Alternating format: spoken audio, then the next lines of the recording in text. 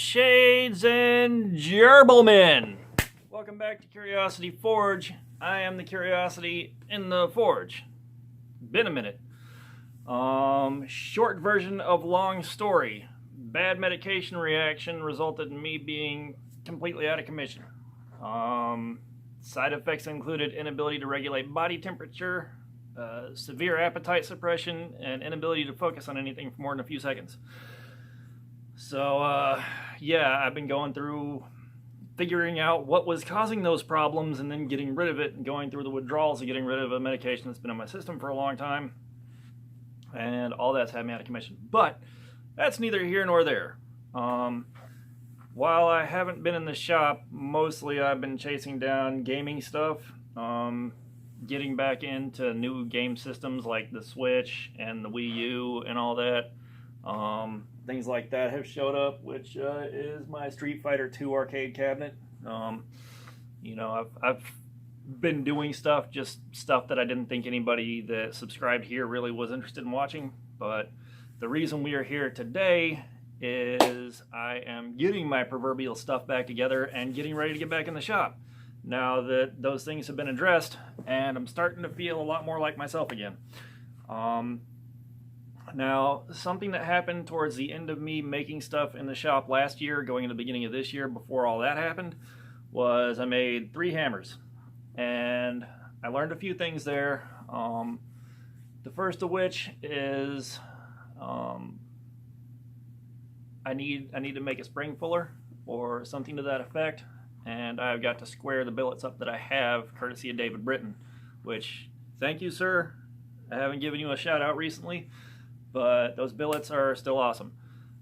Because what happened was the first hammer I made that I have myself came out fine. It works fine. It doesn't look good, but it works. Because I didn't have a proper double-sided fuller to press the cheeks in, took a ball peen hammer and squished them out like that.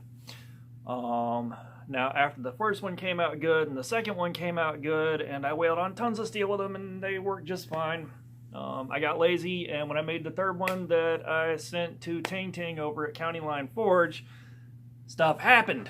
Trying to stipple it like that again caused the body of the hammer to banana just slightly, and the way I handled the drift on that third one left a lot of gaps that once he showed me pictures of running wire between the haft of the handle and through the eye out the other side, you know, it occurred to me that hammer was never going to be safe enough to use for anything really.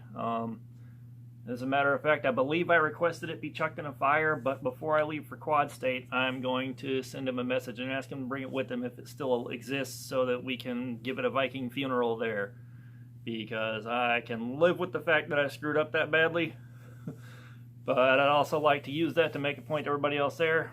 Pay attention to what you're doing and accept failure as a possible outcome of your actions. But the other thing I learned is the Hellsports 2, you know, I have got this much chamber to work with. I only need like this much chamber, and heating up the rest of that chamber is making life hell. Too much heat for that little garage, and it's burning up. Like a 20-pound tank of propane will run reliably in that for about an hour and a half to 2 hours, which is nowhere near the time I need to make a hammer. So I got in touch with the guy that made my Atlas Mini Knife Maker's Forge that, you know, personally I love beyond any description for what it does. And what I've got now is this bad boy, the Atlas Blacksmith's Forge. And it is a single burner forge. And I have talked to Charles, the man that makes these, and confirmed that yes, this should definitely take care of a hammer billet. And the reason I bought this is this right here. This is one of the burners, and the same kind of burners in the Atlas, and that thing gets scorching hot, crazy fast, and I don't have to wait on the forge to heat up. This one feels bigger around, but I could be wrong, than the Atlas Mini, which was something that I was worried about. You know, a burner that small in a larger forge may not heat up anything very well. I do believe this one's larger, but the Atlas for example, the Hell's Forge 2 while making hammers and Damascus billets. That one, like I said, you might get 2 hours of reliable runtime out of a 20-pound tank. With the Atlas Mini, you'll get like 11, 15, sometimes up to 20 hours, depending on what's going on and whether or not the tank freezes on you because of the temperature outside. So that's why I wanted a bigger version of that that could run better, longer, and not waste shit tons of propane. Pardon my language. But this thing, it came with the burner. It's got its own small tool rest that slots into a square slot down there. We have got a pack of legs for this. It came with the 30 psi burner.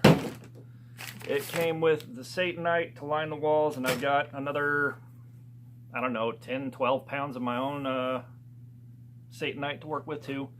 And then he included some Castilite to make a shelf on the bottom of the forge that'll be flux resistant, which is very thoughtful and accounts for the kind of dumb things I'm going to do. I believe he also included a small, a foot of blade steel to play with, which, very nice touch. And over the next couple, 3 days here, I'm going to have to get this set up, lined, get the refractory in there, get the Castilite on there. It's going to take me a while to get in there and get all that done because of, you know, dry time.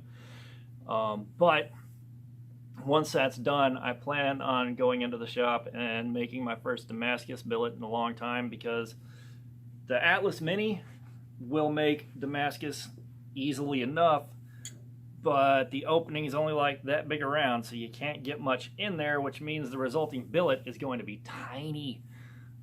That's why I spent 2 afternoons working on a 1" by 5" billet that was just barely big enough to grind a knife out with, and I was also taught an important lesson about soak time, but that's a different story.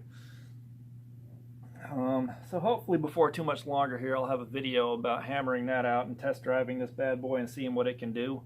I messaged Charles to see if this is indeed some blade steel. If it is, that's awesome.